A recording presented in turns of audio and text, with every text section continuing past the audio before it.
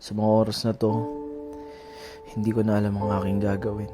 Sa totoo lang, sobrang nanghihinayang ako.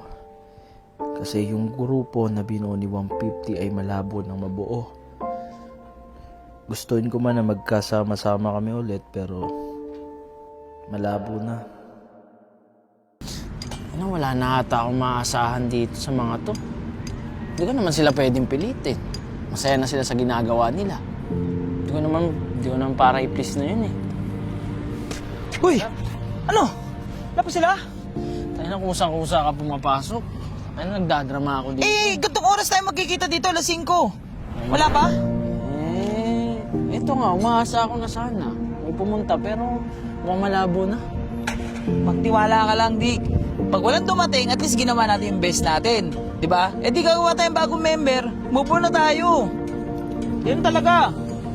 Ganda dito, no? Sana pumunta yung mga yun eh, no? Kasi sana magbago yung isip nila. Wala, ito. Alam nila tong lugar na to. Kaya kung gusto ng mga yun, pupunta agad yun dito. Tara, uwi na lang kaya tayo. Wala na eh. Wala din ng oras. Kanina pa tayo dito. Tapos... Late Gago! Ay, no!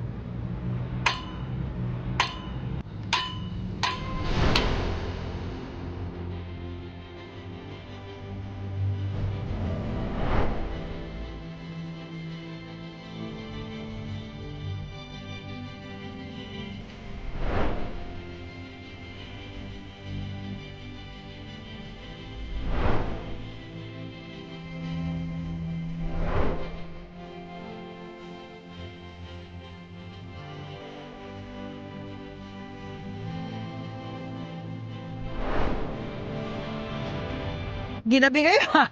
Ganyan para bukas ha? Hindi, pero sige, okay lang yan. Importante dumating kayo. Sabi ko sa'yo, Dick eh. Magtiwala ka lang eh. Oh, ano ba natin nyo? Oh. Hello? Ano? Hello? Oh. Ito na kami.